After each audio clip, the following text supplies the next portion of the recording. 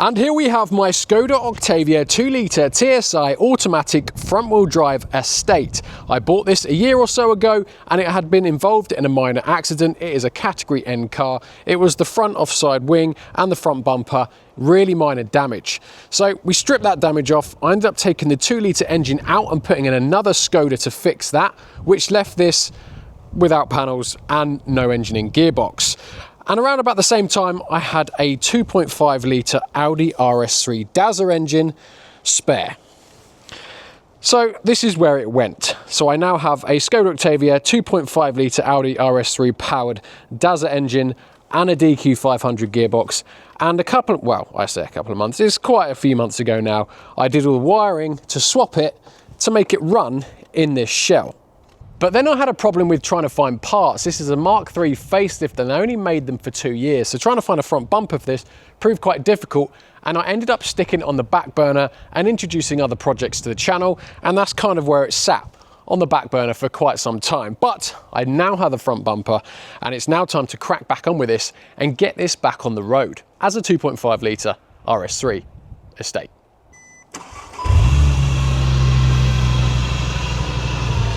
I've also got a full custom exhaust fitted and made by Microbium. Shout out. But you hear that?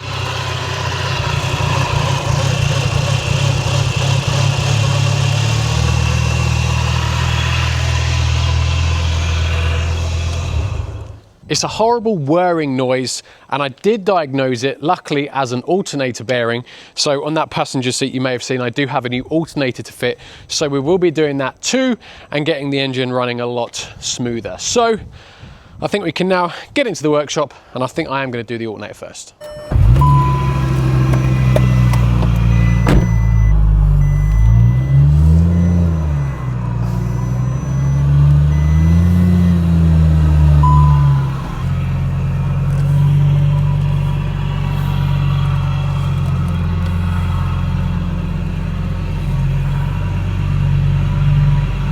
And guys, don't forget, both the Audi Q8 and the Audi RS7 are both currently live on Compete for cars for just £2.99. There are big cash alternatives for each one if you don't fancy the cars, so click the link in the description, go grab your tickets. Good luck, and the winner will be announced live on Facebook and YouTube. Now, luckily, because I still have most of the front end missing, getting to the alternator was pretty simple. I just needed to bring the slam panel forward a couple of inches.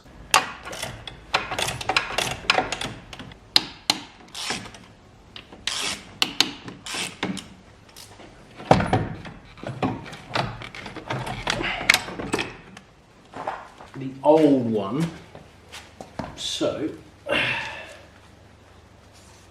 oh yeah, I can feel it, like my left hand being on the casing here, I can feel it internally. It's not actually the pulley, it's internal, it must be internal bearings on the alternator itself, because doing that, I can fit, let me just do this one, yeah, so spinning this one, spinning it, can't feel any grumbling through my left hand, fine.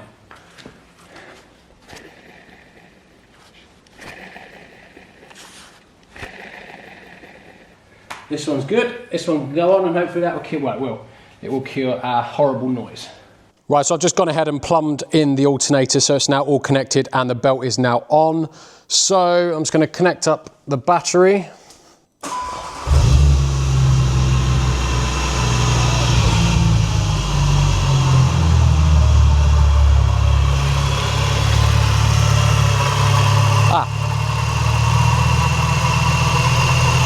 It still sounds whirry.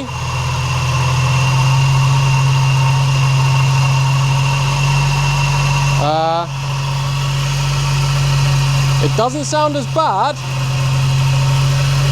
So now for those of you who remember back, I may have just mentioned at the beginning of this video as well, this engine was fully submerged in water.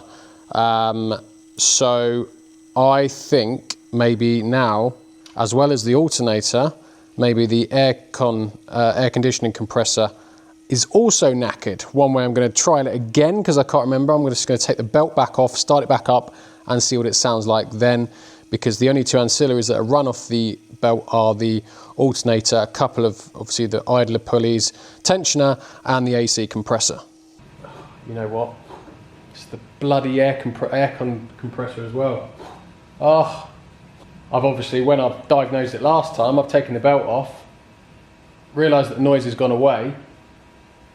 First one I could get to is the alternator, spun it and gone, yep, that's the problem. It's the alternator. But obviously, if you can hear it,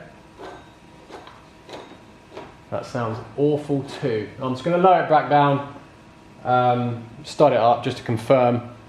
Second hand, £570, £700. Second hand? Aircon delete it is.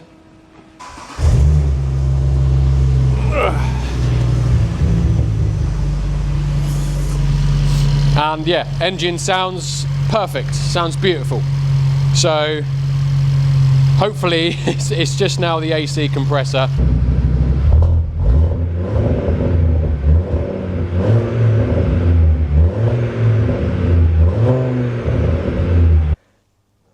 So I fired up the diagnostic machine and here are our codes basically. So if we go into engine control module, let's have a look in here. We've got read DTCs. So let's talk you through what we've got. So coolant fan, not plugged in. Exhaust, pressure control valve B and A. They are the valves at the back of the exhaust, which obviously control sport and all that. Flaps opening. They are both disconnected, so that's why they're there. Oil temp, pretty sure that's not plugged in. Now, throttle position sensor, I don't know. The throttle works. The throttle is different to the RS3 one, so I'm not sure if that's just going to be a permanent fault that I can't do anything about. I'm not sure.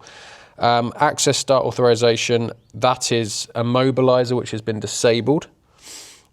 Steering angle sensor, not been basic setting. O2 sensor, active static, pretty sure I've got not plugged in, I think.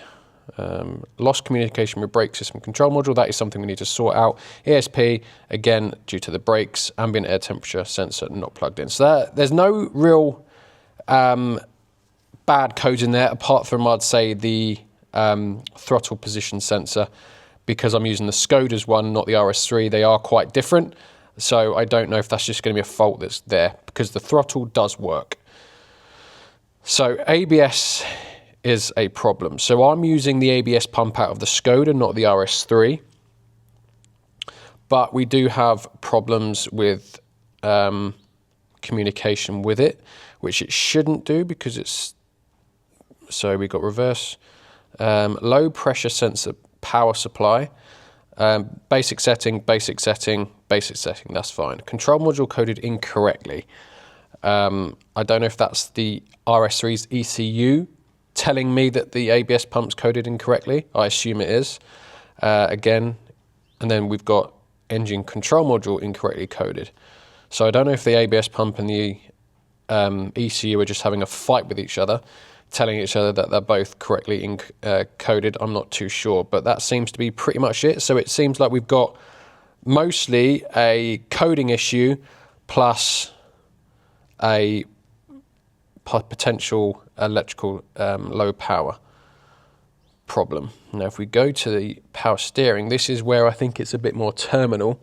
So if, as I've mentioned before, this is the car that was completely flooded, sat in water for a period of time. I don't actually know how long. Now, if we read the codes to the steering column, which is the RS3's one, it does say internal malfunction, faulty control module.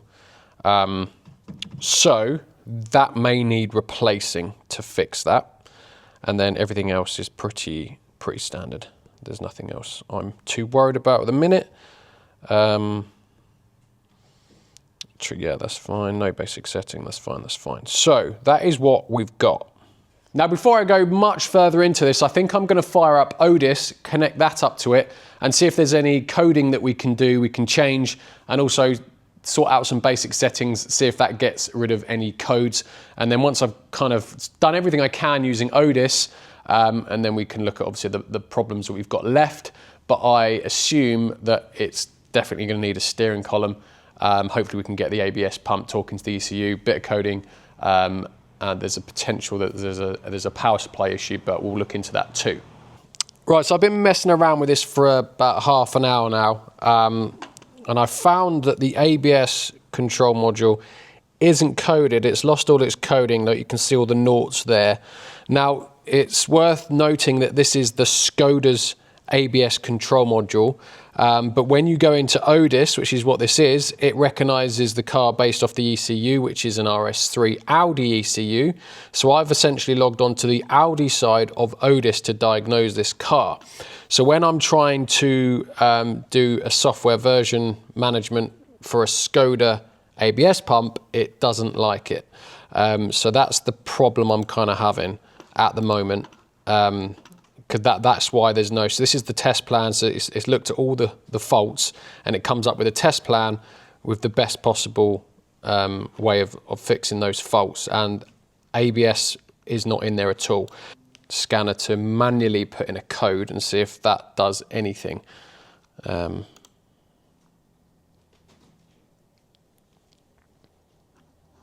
you go, look.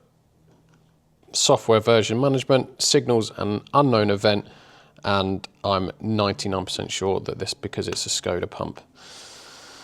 So it won't do it.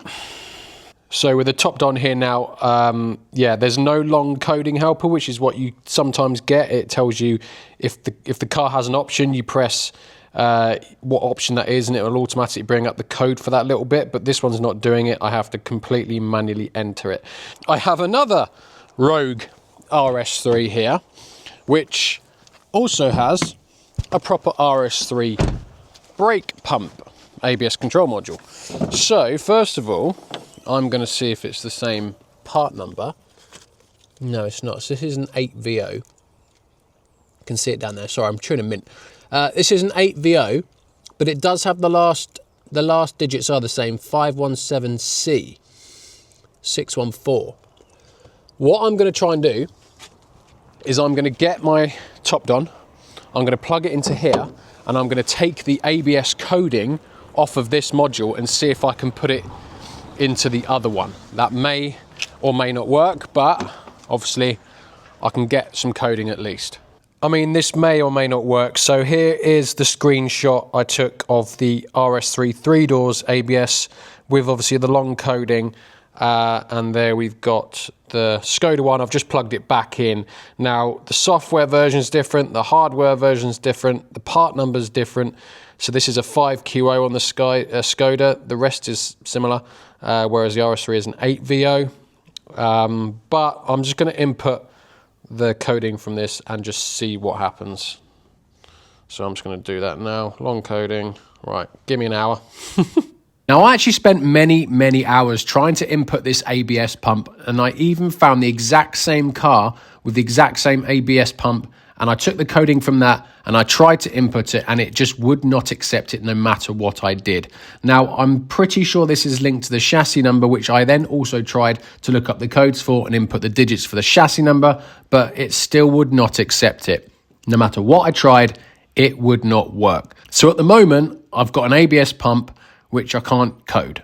Now, I've had a look at the part number for the steering rack, and it does look like it's the same as the Mark 7 Golf, a Skoda Octavia. Now, this is the steering rack from the Skoda Octavia that originally came out of the car. It is currently on the RS3. So I'm just going to...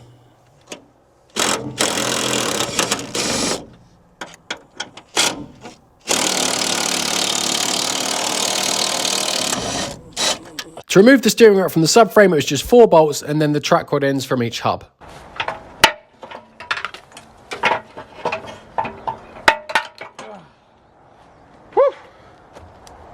Right, so I've just pulled out the lock carrier about, what's that, about 10 inches. So I've got access to remove the AC compressor. My new one has just turned up. And I have noticed the problem with it straight away, which, classic me, I just clicked buy it now because I panicked on eBay.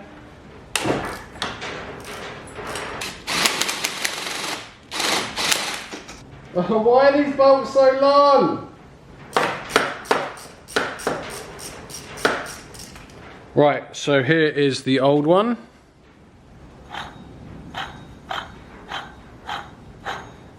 You can hear that. Here is the new one. All good, but look at it. It's completely bent. Now, classic me, I just read the description which mentioned nothing about this, but the pictures clearly show this being a fault.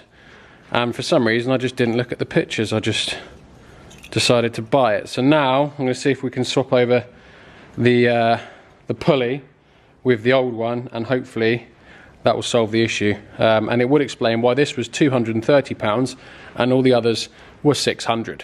Now, after removing the pulleys from both of the compressors, I actually found out that it was the pulley bearing itself that was at fault, not the compressor. So I pressed out my bearing from my pulley, and yeah, it's definitely rough.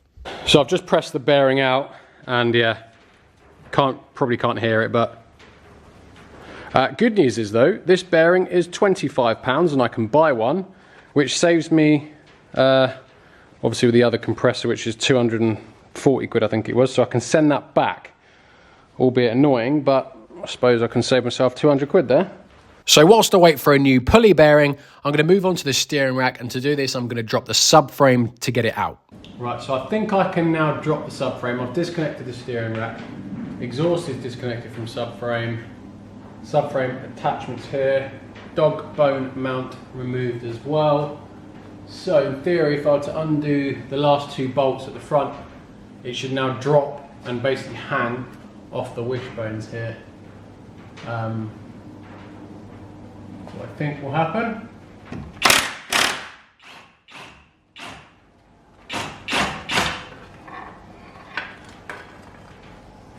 There we go.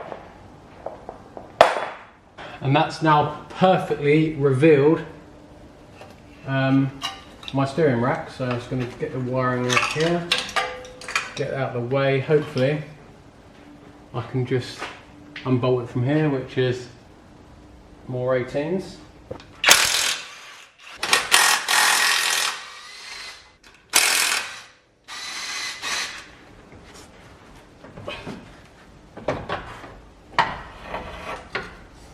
I'll tell you what, that wasn't actually nowhere near as bad as I thought it was going to be. So I've just checked both of these, and luckily enough they are actually the same part number, so we're all good on using this rack. Now I do have to change the track rod ends because the hubs on the RS3s are aluminium, whereas on the Skoda they're steel, so they're just slightly different where the ball joint goes in. It's a lot bigger there, so we've just got to change the track rod ends. That's no big deal. But before I do undo those, actually, I could just remove them from here and then I wouldn't have to mess around touching. But then I'd have to split those, which I don't know if I want to do. That would make it a lot easier just to remove them off of here. Then I can swap the tie rod end complete with the track rod and won't have to do any measuring or anything. And it'll be bang on. The only downside is I'll need 4 new of these. Right, I'm going to take them off the old one, see if I can get away with reusing them and they work, but I think it's my best bet.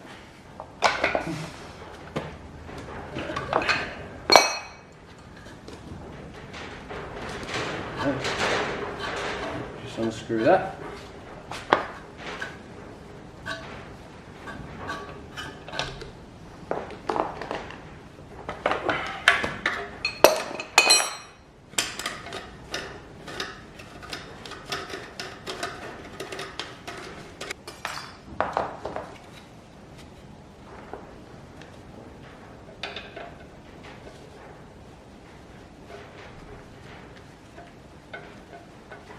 Now I've been able to reset that clip I've just put back on there just simply by putting, if we can get it to focus, this in the vise here, getting a pair of grips, pulling on this, and it basically expands this, which is how you actually tighten it up in the first place using these. So I've reset it, I've clicked it back in, so all I need to now do is tighten it back up again. Oh, look at that. absolutely well happy with that. So that's now literally back to how it was a second ago, and I haven't had to use a new clip, and that has worked perfectly. So I'm now going to do that for the other side as well, and we can stick this rack back in.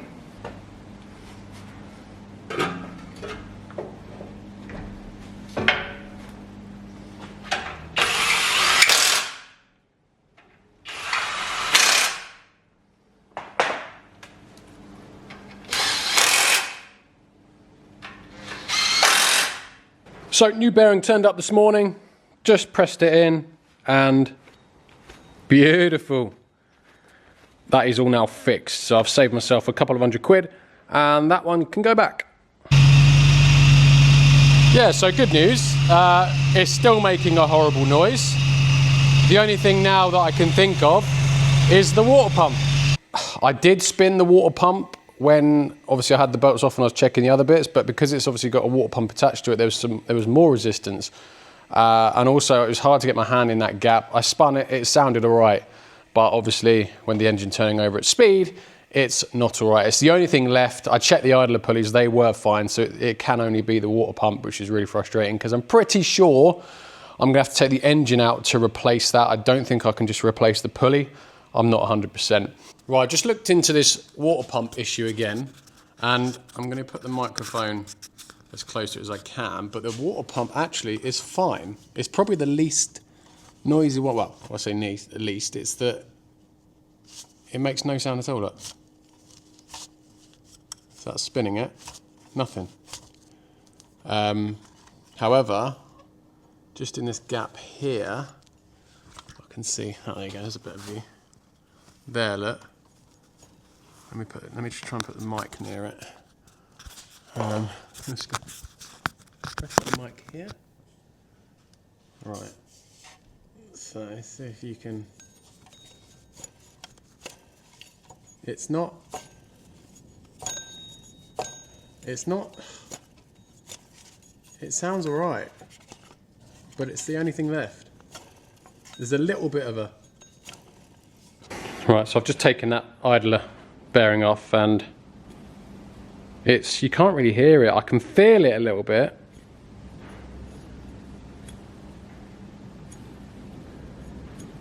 It feels a little bit rough.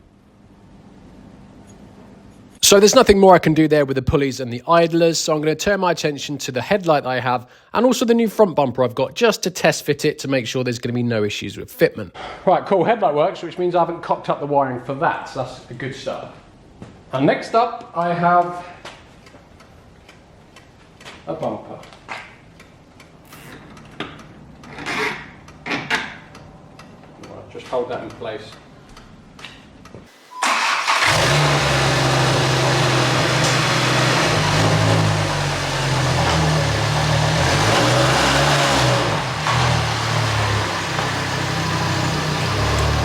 Power steering!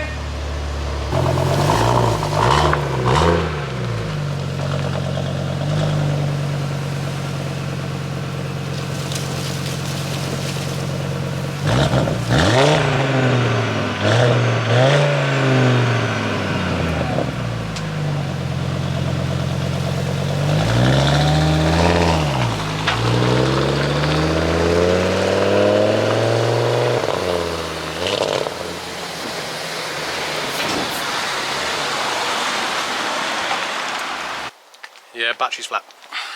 And yeah, now I've broken down. It was pretty obvious because I've taken the auxiliary belt off, the alternator's no longer charging the car, and therefore I've run out of battery and the gearbox has had a hissy fit and now won't drive. So I'm just going to abandon it here for now. I can't be bothered I'll sort this out later. It's okay, it's not in the way. I'm going to go crack on and edit this video because it's going to go out tonight. But yeah, although it doesn't seem like much progress has probably happened in this video, I'm actually quite happy with the progress. Steering rack's now sorted. I've now got power steering. That's absolutely fine.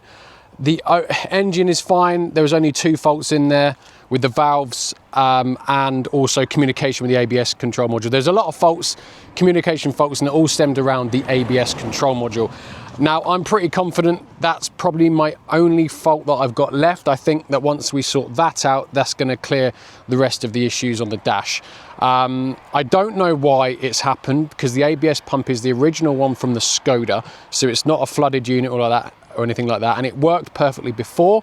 The coating's just been wiped, I think, because the new ECU has the wrong chassis number. I don't know how to fix that. I've spoken to a few people who also don't know how to fix it. So if anyone out there knows how to rectify that issue, please obviously do drop me a message and get in touch. The last thing I want to do is order a brand new ABS pump if that's the fix, and it does the same thing, because there was no fault with that one, as I just said beforehand. But other than that, really happy with the progress. All I need is a headlight, a wing, bumper's good, just need to make a few tweaks with the intercooler, bolt that up properly so the bumper sits on properly. I've got a dashboard kit. I'm not worried about the interior. That won't take long to sort out. I've got all the parts for the interior. And yeah, it is starting to come together. I've just ordered a new tensioner and a new idler pulley as well, just to make sure there's definitely no issues there. Obviously the engine runs absolutely sweet with the auxiliary belt missing. So all in all, I'm happy with what's left to do, bar the ABS pump. So that is going to be it for today's video, guys. I hope you have enjoyed it. Even, as I said, not a massive amount happened, but this all the niggly figgly bits. Is that even a word? Is that even a sentence? Nitty gritty bits. I think that's what I was going for. I'm not too sure. Anyway, see, look, this is what happens when you start working on wiring diagrams and coding for too long. Your head just goes to mush. And remember, go grab your tickets for the Audi Q8 and the Audi RS7. The Audi Q8 actually finishes pretty soon, so make sure you definitely go grab your tickets for that. And I'll see you in the next video, which is going to be a Lamborghini Huracan. Cheers, guys. I can't even jump it back to base because my Gulu is dead. So I'm going to have to go charge that. So I'm just going to full on abandon this.